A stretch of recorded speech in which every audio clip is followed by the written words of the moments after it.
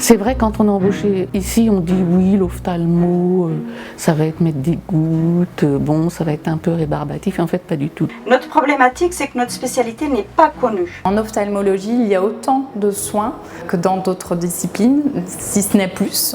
Il y a quand même beaucoup plus de soins techniques qu'on ne le pense. Ça va de l'ablation d'agrafes, ablation de fils, des pansements d'éviscération, des nucléations, des pansements qui sont lourds. Il y a des patients qui sont infectés, il faut les perfuser, passer des antibiotiques. Il ne faut pas oublier que certains patients aussi viennent aussi avec leur comorbidité, leur traitement, leur pansement. On doit continuer la prise en charge qu'ils avaient à domicile à l'hôpital. On a toutes les tranches d'âge, que ce soit de l'enfant jusqu'à l'adulte et jusqu'aux personnes âgées. Aux urgences, on va piquer, poser des cathéters, faire des électrocardiogrammes. On a aussi donc parfois des urgences qui peuvent être vitales, donc, comme des AVC. J'ai découvert des spécialités dans la spécialité d'ophtalmologie. C'est vraiment une variété de chirurgie, une variété de prise en charge et de cas chirurgicaux. En hospitalisation, aux urgences, en ambulatoire. C'est vraiment très vaste et en fait on fait énormément de soins, que ce soit du technique ou du relationnel. On fait de l'annonce diagnostique des maladies rares.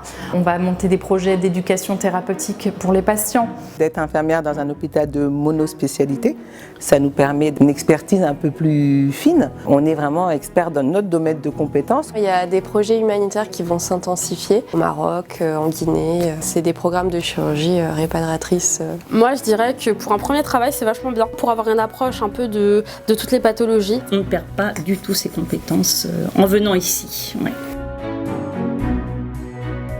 Le CHNO des 15-20, il est unique en France. On est reconnu sur l'expertise qu'on peut apporter sur les prélèvements ophtalmo. On réalise des analyses que personne d'autre fait. On a un centre de maladies rares, un centre d'investigation clinique. Depuis quelques années maintenant, on prend part à la recherche avec la thérapie génique, où l'ensemble du personnel est intégré dans le process. Ces possibilités de participer à la recherche, à l'innovation en tant que professionnel, c'est une chance. La première rétine artificielle a été posée au 15-20.